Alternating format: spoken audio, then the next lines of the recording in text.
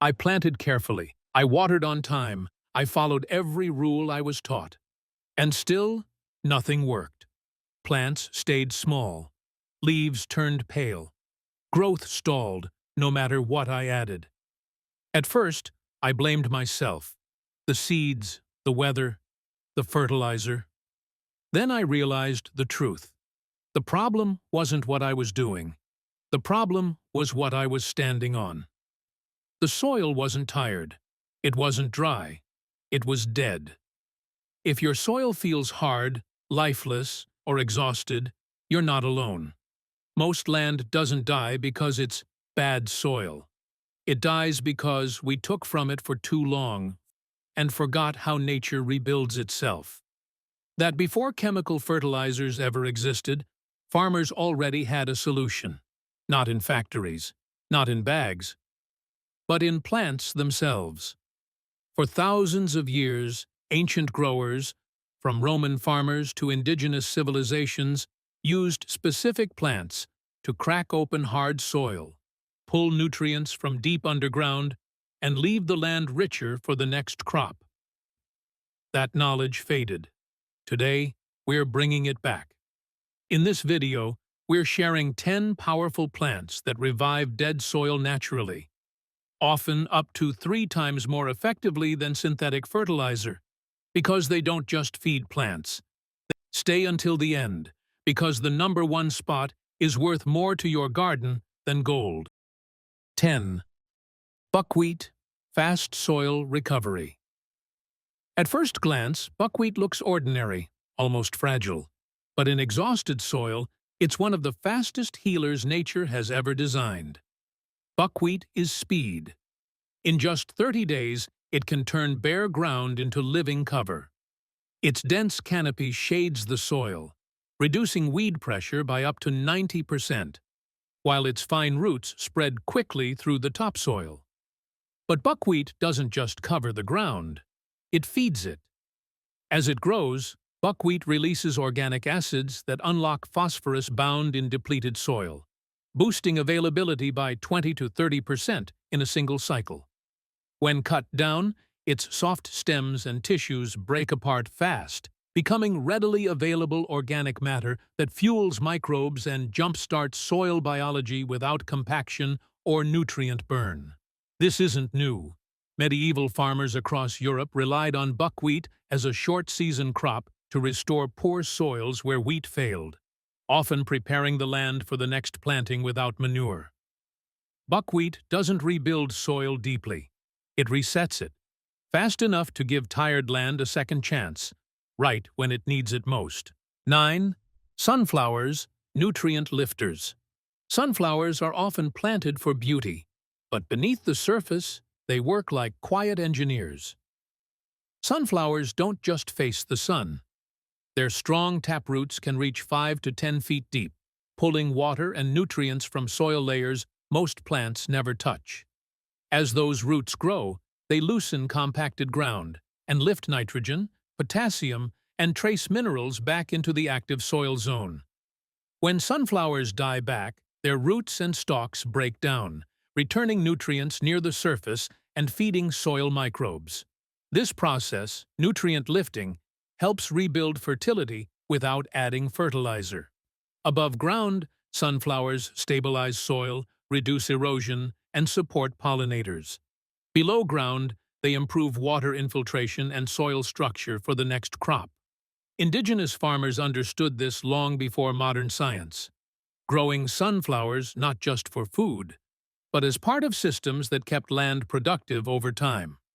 Sunflowers don't fix soil overnight, but season by season, they quietly return what the soil has lost. 8. Mustard greens, soil cleaners, sharp, fast, and underestimated. Mustard greens work like a cleanup crew for tired soil. Mustard greens do more than grow quickly. Their roots penetrate compacted layers, improving aeration and water movement, while their tissues contain glucosinolates, natural compounds that break down into biofumigants.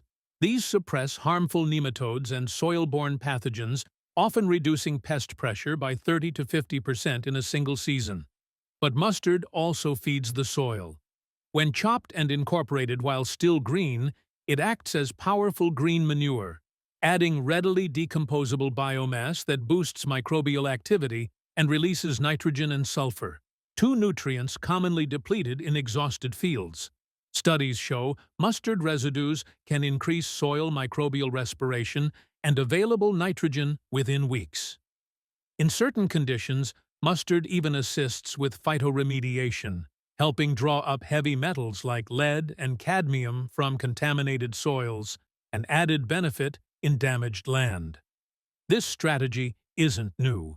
In medieval Europe, mustard was widely grown between crops, not just for flavor, but to refresh worn fields and protect them from pests when manure was scarce. Mustard doesn't rebuild soil slowly. It cleans, resets, and prepares it, so the next crop can grow without fighting what was left behind. 7. Chicory, the quiet, deep worker. Chicory doesn't rush to fix the soil.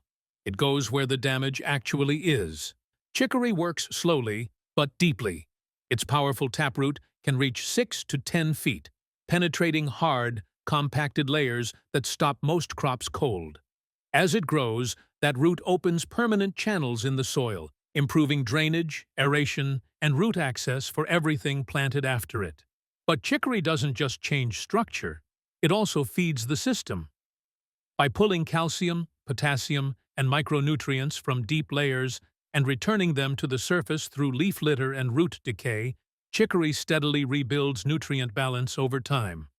Research in pasture systems shows chicory can significantly improve soil porosity and long-term stability, especially on heavy or compacted ground.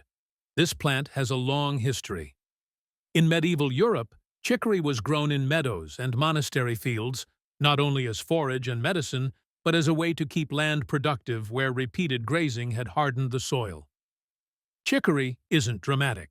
It doesn't work fast, but season after season, it keeps digging, opening, and stabilizing the ground, quietly preparing the soil for life to return. 6. Lupines, builders of poor soil. Lupines don't wait for good soil. They create it where almost nothing else survives. Lupines thrive where other plants fail, on sandy, acidic, and nutrient-poor ground.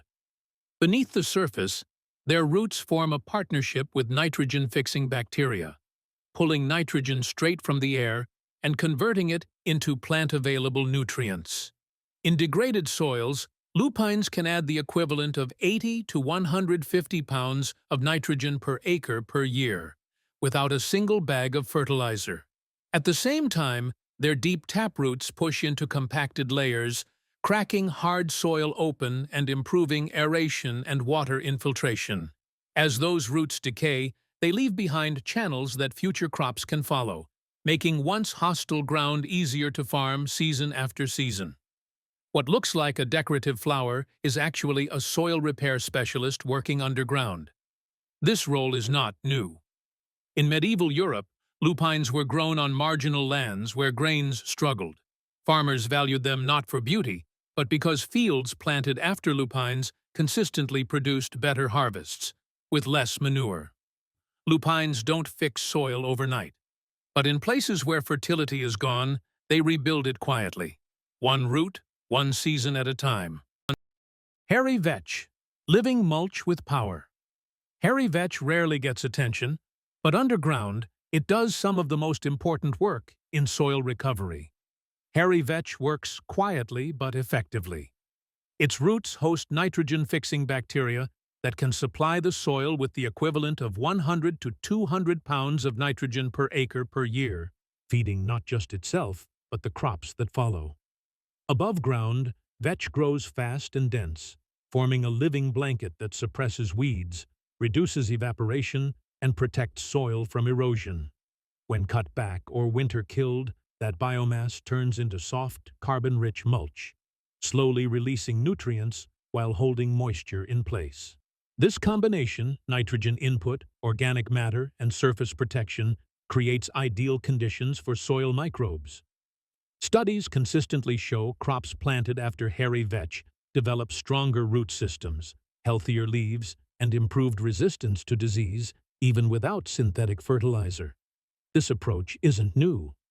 Long before modern inputs, farmers across Europe used vetch species as green manure to rebuild exhausted fields when manure was scarce. It was a practical solution, cheap, reliable, and biological. Hairy vetch doesn't shock the soil into change. It supports it. And that's exactly why regenerative farmers trust it, not chemicals. 4. Clover, the foundation of fertile land. Clover doesn't look powerful, but for centuries, it was agriculture's backbone. Before synthetic fertilizer, clover was fertilizer. Its roots form a partnership with nitrogen-fixing bacteria, pulling nitrogen straight from the air and converting it into plant-ready food. In healthy stands, clover can contribute the equivalent of 70 to 150 pounds of nitrogen per acre per year, feeding the soil without burning it or compacting it. Above ground, clover spreads low and dense, protecting the soil surface from erosion, reducing moisture loss, and shading out weeds. Below ground, its fine root system feeds microbial life and improves soil aggregation, helping soil stay loose, aerated, and resilient. This isn't a modern discovery. In medieval Europe, clover was central to crop rotations that restored exhausted fields. Farmers noticed that land rested under clover produced stronger harvests afterward, often with no added manure at all. It was one of the first systems that proved soil could be rebuilt, not just exploited. Clover doesn't force the soil to perform. It supports it. 6. Because healthy soil doesn't need constant feeding. It needs systems like this. And now we move into the final 3 plants, the most powerful soil healers on this list. 3. Comfrey, the nutrient pump. At number 3 on this list stands Comfrey. Not because it works fast, but because it works deep, reliably, and year after year. Comfrey doesn't create nutrients. It rescues them. Its powerful roots dive far below the surface, often 6 to 10 feet deep, mining potassium, calcium, magnesium, and trace minerals that most plants will never reach. These nutrients are pulled up and stored in its large, fast-growing leaves. When those leaves are chopped and dropped as mulch or added to compost, Comfrey returns that deep mineral wealth directly to the topsoil, right where crops can use it.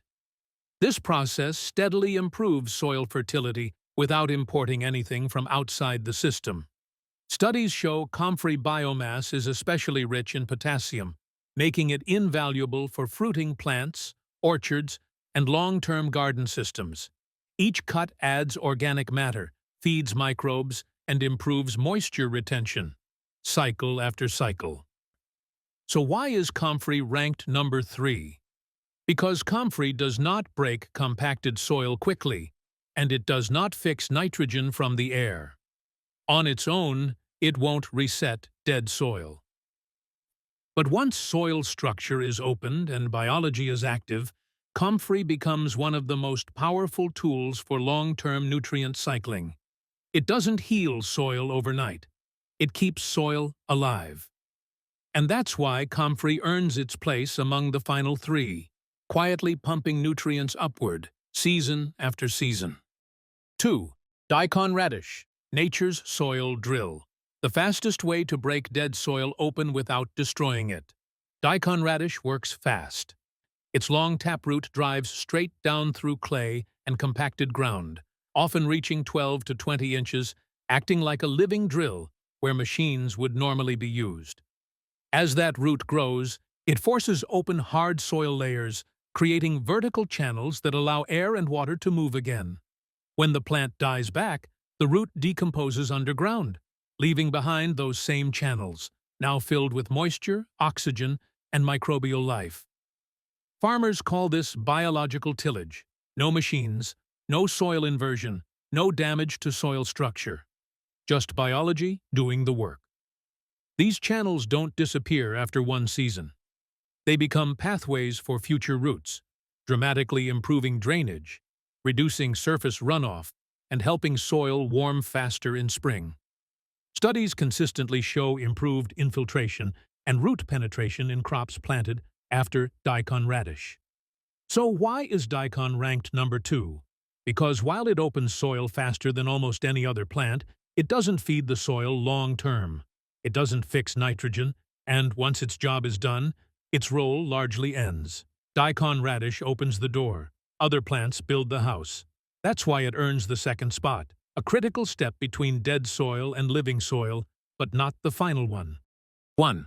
Alfalfa, the deep soil regenerator, and the plant you've been waiting for from the very beginning of this video is alfalfa. Alfalfa is not just animal feed. It's one of the most powerful soil-healing plants on Earth. Its roots can dive over 15 feet deep, breaking through compacted layers that no shovel, no tiller, and no machine can ever reach. Down there, far below the surface, alfalfa opens permanent channels for air and water, restores biological life, and reconnects the soil to the systems that once kept it alive. At the same time, alfalfa fixes nitrogen directly from the atmosphere, feeding not just itself, but the soil and every crop that follows. Fields planted after alfalfa often require dramatically less fertilizer for years, because the soil itself has been rebuilt, not boosted temporarily. This is why alfalfa stands at number 1. It doesn't work fast like radish. It doesn't just recycle nutrients like Comfrey. It resets the entire system from the deepest layer upward. If dead soil had a reset button, this would be it.